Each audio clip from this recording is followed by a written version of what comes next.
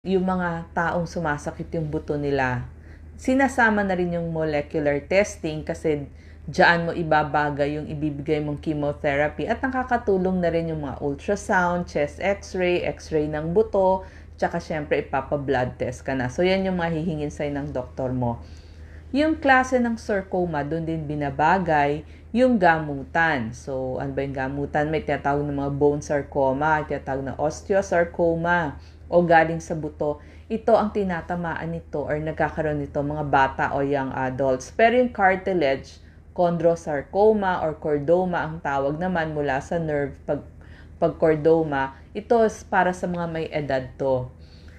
Another klase pa, itatawag na soft tissue sarcoma. Ito dun sa loob at labas ng katawan. So, galing ito sa puso, ugat, sa balat, sa tiyan. May tinatawag din na gastrointestinal stromal tumors o nandun sa simula dun sa sikmura hanggang sa puwitan ng isang tao. So, dito medyo makakaramdam sila ng pagdurugo dun sa kanilang pagdumi, dun sa kanilang bituka kasi ang problema dito. May tinatawag din na Ewing sarcoma, rhabdomyosarcoma. Ito po para sa bata at saka dun sa mga young adults, so mas bata-bata. So sabi nga, ang gamutan depende din sa lokasyon. Ano ba ang pinaka-treatment pag nagkaroon na ng sarcoma? Opera, kailangan tanggalin.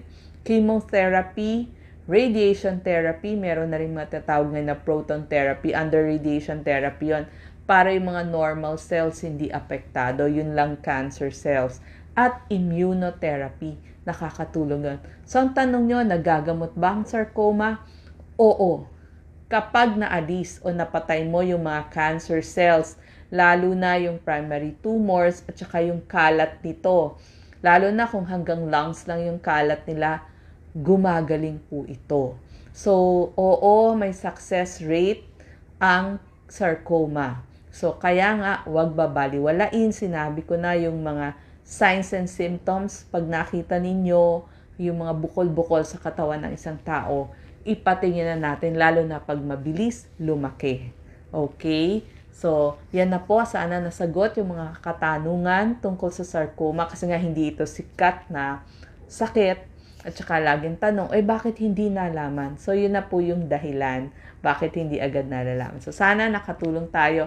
Tsaka, magdidiscuss ako more ng mga iba't ibang cancers kasi yan yung mga kasama namin na nagpapagamot. So, mas madidiscuss na natin maigi sa mga susunod nating vlogs. Take care. God bless sa inyo.